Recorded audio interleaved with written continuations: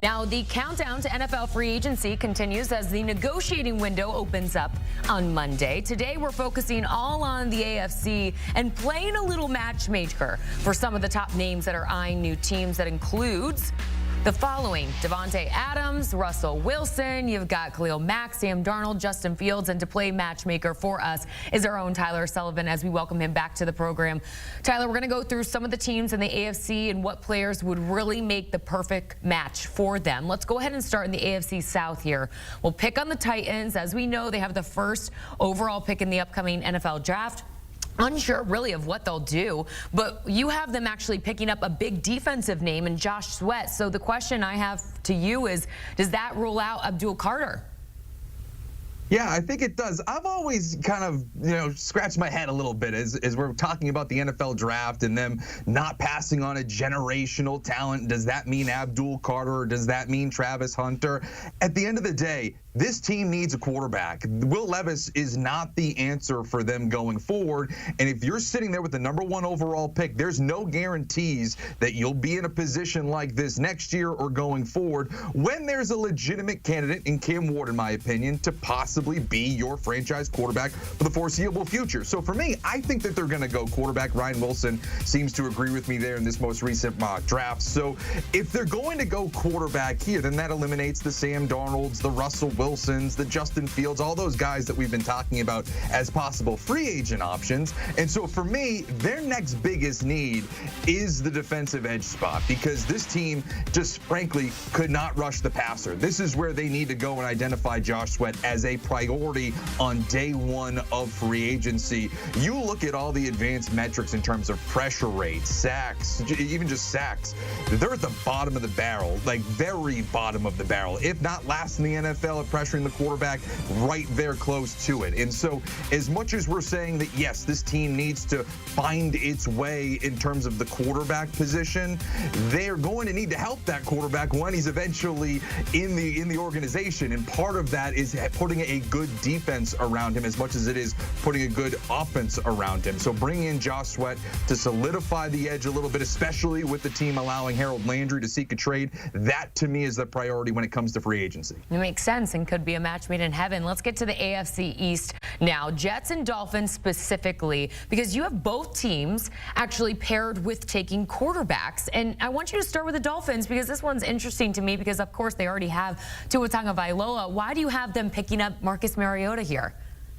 Yeah, and of course, they have a bunch of other needs that are more important, right? Like you could talk about the offensive line, the secondary. So this is just highlighting what I think is an underrated need for the Miami Dolphins organization because of the injury history of Tua Tagovailoa. And it's always kind of uncomfortable to talk about when it comes to his head injuries, but it's a legitimate factor going forward. He's clearly your franchise quarterback. You had an above 500 record when he was on the field last year. You averaged 24 points a game with him, but there's always that risk of we don't know if something's going to happen to him and he's going to be forced to miss time, very similar to what we saw last year. And what we saw last year was a team that did not have a clear plan at backup quarterback, whether it was Skylar Thompson or Snoop Huntley. The offense absolutely cratered behind him. So knowing what we know with Tua Tagovailoa and the potential risks that come with him on top of the tremendous ceiling, you should solidify a legitimate starting caliber backup quarterback. And I think that's Marcus Mariota.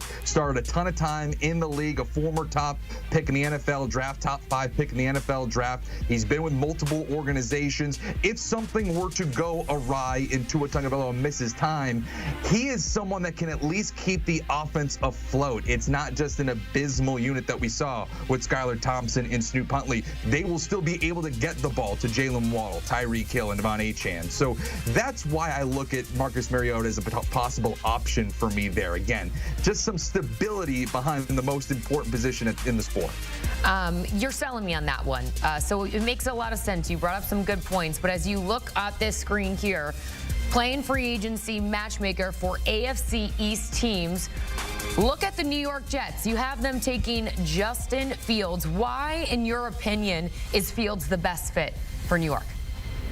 Yeah, I don't think that there's going to be a quarterback available to them at the NFL draft. As I was kind of alluding to when we were talking about the Tennessee Titans, I think that they're going to take a quarterback. And I think that Shedeur Sanders is probably going to get pushed up. I don't know if it's top 3, top 2, but I do think that a team will take him before the New York Jets can even have that conversation. I don't think that this is a team that should extend itself for Sam Darnold and give him a boatload of money in free agency. Aaron Glenn knows him quite well playing in the AFC North and kind of exposed him towards the end of the season. So I kind of wonder, is that a quarterback that he just absolutely destroyed in Week 18? Is that someone that he now wants to pair himself with the New York Jets? Is how he now becomes a head coach. So I think a middle ground here is Justin Fields, because I do think that he comes in a little bit cheaper than Sam Darnold. It's not going to overextend the organization for years and years to come in terms of, an albatross of a contract. Still young enough that you could hope that he's the latest kind of late bloomer veteran that we've seen come out over the NFL the last few years. And if he doesn't, it's just money. You can go back to the well. I don't think that signing will preclude you from then drafting some quarterbacks maybe in the 2nd or 3rd round of this year's draft. But it takes away the pressure of trying to find that guy. At least you have a stopgap with a little bit of upside in Justin Fields. Let's pivot here to the AFC North. We're talking about the Baltimore Ravens. You actually have them adding some firepower to their secondary, which of course we know is desperately needed for this team that constantly sees Josh Allen and Patrick Mahomes. But why is Byron Murphy Jr. the best fit? Yeah, I just think that, again, he's a Pro Bowl player who kind of popped last year. So I don't know if he'll command top dollar. I don't know if that's going to be kind of his fate in the free agent market. But as you referenced, this is a team that really kind of was Jekyll and Hyde a little bit in the secondary last year. First 10 weeks or so of the year, one of the worst secondaries in football. We all know the story as the season kind of went on. Their defense got a lot better. But I don't think that should hide them from furthering trying to solidify this secondary. In my estimation, it is the toughest conference in terms of quarterback play in the NFL. They're not just looking at the division. Of course, Joe Burrow's in there when you have Jamar Chase, T. Higgins for now. That's one thing. But this team has aspirations of going through the entire gauntlet of the AFC. They're not just looking at a division. They're trying to get to a Super Bowl, and that includes having to go through Josh Allen, Patrick Mahomes, go down the list. And if you're going to be able to do that, you need to have a stout secondary. And so for me, Byron Murphy kind of gives you that upside of saying, okay, this is a Pro Bowl, possibly ascending player that now we can inject into a defense, a secondary that is coming off of a high off the tail end of last season. All right, lastly, let's go ahead and get to the AFC West. The Raiders, you have them adding another quarterback, Russell Wilson here. Why is this the perfect match? Familiarity, right? Pete Carroll coached him in Seattle. And I think a lot of people point to Sam Darnold as the logical kind of landing spot here because the Raiders have a ton of money and they could easily just kind of bring him in. Darnold would be interested because, again, it's a starting opportunity in the NFL. It's not like Minnesota where there's J.J. McCarthy kind of waiting in the wings to eventually take that job. I just kind of keep scratching my head. We've all been talking about Tom Brady and his involvement in the organization as the minority owner, kind of overseeing everything in terms of giving his advice to player personnel. And if you're Tom Brady, I just can't imagine that he would recommend giving a boatload of money to Sam Darnold in free agency after what we saw in the high-pressure moments, Week 18 for the #1 seed against the Detroit Lions, then in the postseason against the Los Angeles Rams. I just can't see Tom Brady signing off on something like that. What I can see him signing off on is Russell Wilson on a short money, not too much of a kind of a crazy deal. He knows him, played against him. As I referenced, Pete Carroll coached him. He is someone that I believe could come in, be a serviceable quarterback for the next couple of years, and very similar to what I was talking about with Justin Fields. Bringing in Russell Wilson, I don't think will stop the Las Vegas Raiders from adding a quarterback. Now, it takes the pressure off of doing so in the first round, but you can still certainly talk yourself into, say, Jackson Dart in the second round. Develop that quarterback in the backfield and still be competitive with Russell Wilson in 2025. All right, so with all this now, Pittsburgh has a little bit of an issue. So Tyler, with Fields going to the Jets and Wilson headed to Vegas, they have a huge void. Who fills it at the quarterback position in Pittsburgh?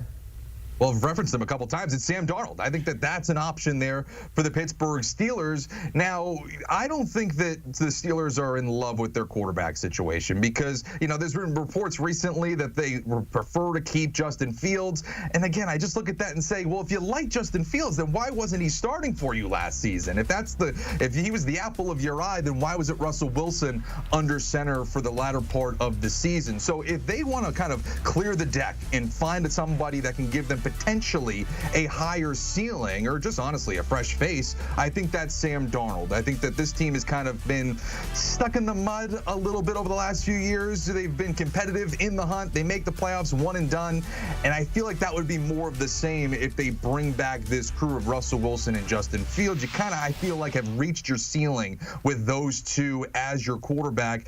Sam Darnold, as I referenced, struggled at the end in those high-pressure moments, but did have a phenomenal season overall. It was quite a resurgence. 4,000 passing yards, 35 passing touchdowns. If they feel like that's the quarterback that they're getting, then they'll go all in and go for him.